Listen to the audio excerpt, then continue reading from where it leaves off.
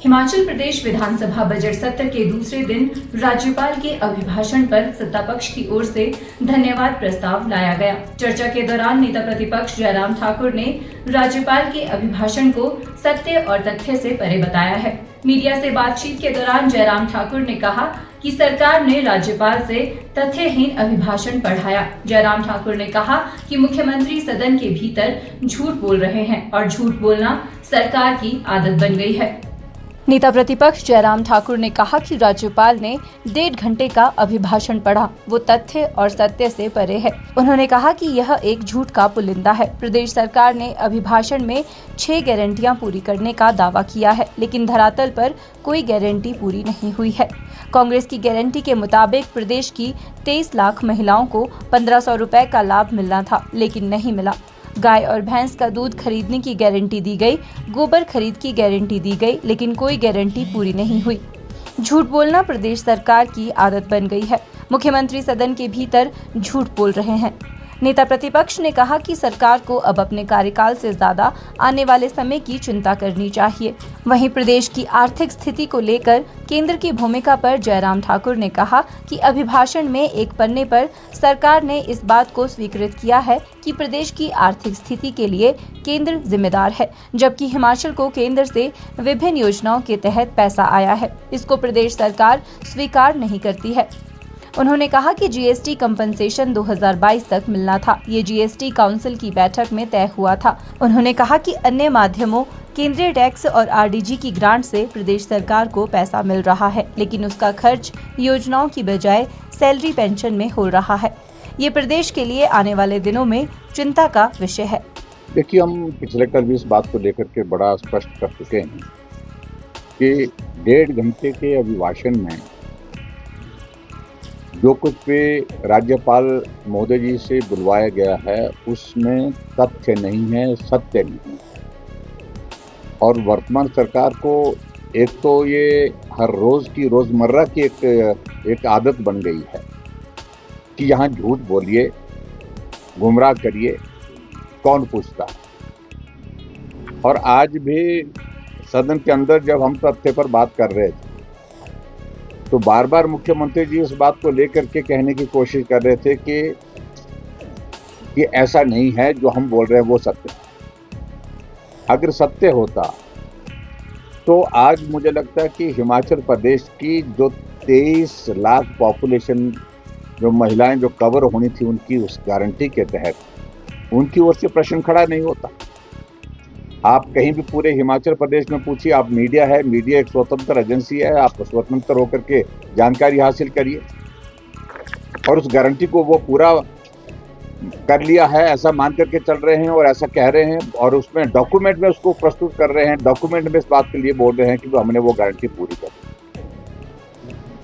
गोबर की गारंटी को लेकर के क्या ये सच्चाई है? क्या वो पूरी कर ली? दूध की गारंटी का जिक्र किया कि हमने पूरी कर ली, क्या पूरी कर ली? इसलिए मेरा कहने का मतलब यह है कि जो कुछ भी बोला है कि खुलेआम जो है, सरेआम जिसको कह सकते हैं, झूठ बोल करके बार बार ये आदत बन गई वर्तमान सरकार की कि यहाँ कोई पूछता नहीं और यहाँ कोई सत्य बोलने की जरूरत नहीं। तो ये मैं आप सबके माध्यम से इस बात को बड़ा स्पष्ट करना चाहूँ, जो भी बोला है वो उसमें तथ्य नहीं है, झूठ बोला गया है। आंकड़े जो प्रस्तुत किए गए हैं वो बिल्कुल तथ्य पर नहीं है, वो हकीकत नहीं है और झूठ बोला गया है। अपने अधिकारियों पर भी सवाल। लेकिन ऐसा ना कि अधिकारियों के बारे में तो मैं सिर्फ इतना ही कह रहा हूँ कि अब उनको संभल जाना चाहिए।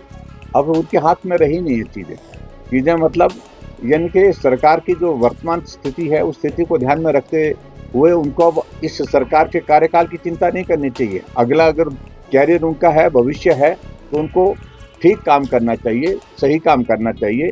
झूठे तथ्य पेश करने की कोई आवश्यकता नहीं है, तर्क देने की आवश्यकता नहीं है। और ये आंकड़े जिस प्रकार से झूठ बोल करके प्रस्तुत करने के लिए उनके लिए ही आफत बनेंगे आने वाले समय में, क्योंकि हमको भी मालूम है अच्छी तरह से कि सारे अधिकारी, सब अधिकारी जितने भी हैं, कौन कौन इस प्रकार से जो है झूठ बोल करके आंकड़े प्रस्तुत करने की कोशिश कर रहे हैं।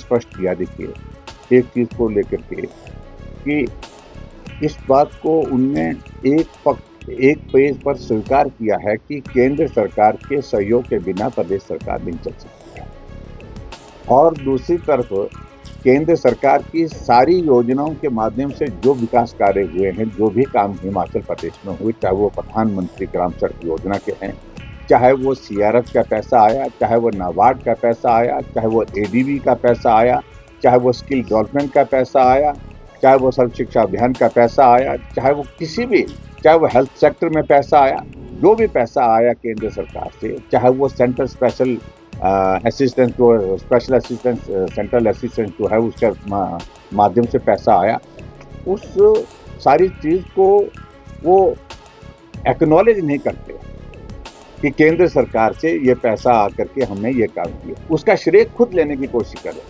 अगर PMGSY का पैसा आया तो स्वाभाविक रूप से ये केंद्र का पैसा केंद्र को श्रेय जाएगा। अगर रेलवे के लिए अगर पैसा आया है तो पैसा आप अगर अपने शेयर जमा करते हैं तब जाकर के श्रेय ले सकते हैं, लेकिन आज चीफ सेक्रेटरी को कि आप अपना अगर पैसा अपना शेयर जमा नहीं करेंगे तो पैसा हमको बंद कर, ये हमको रोकना पड़ेगा। यहाँ पर शिमला में CT स्कैन लगती है, IGMC में वो स्टेट शेयर किया है, तो केंद्र का पैसा है उसका भी श्रेय ले। इसलिए हर एक बात का श्रेय ले रहे हैं। बच्चे विदेश भेजे गए, बाहर भेजे गए, टूर पे भेजे, उसमें टूर एजुकेशनल टूर पर भेजे गए, वो भी केंद्र सरकार की योजना है। और यहाँ तक कि जो मुख्यमंत्री की जो अपनी योजना है, क्या उसको योजना का नाम जो खास तौर सुखाश्रय, उस सुखाश्रय का 90% कॉम्पोनेंट जो है वो सेंट्रल गवर्नमेंट का है, मदर टेरेसा योजना के अंतर्गत उसका पैसा है, वो उसी के अंतर्गत वो सारी सुविधा दी गई है उन बच्चों को, और उसके बावजूद वो श्रेय ले रहे हैं कि नहीं ये तो मैंने किया।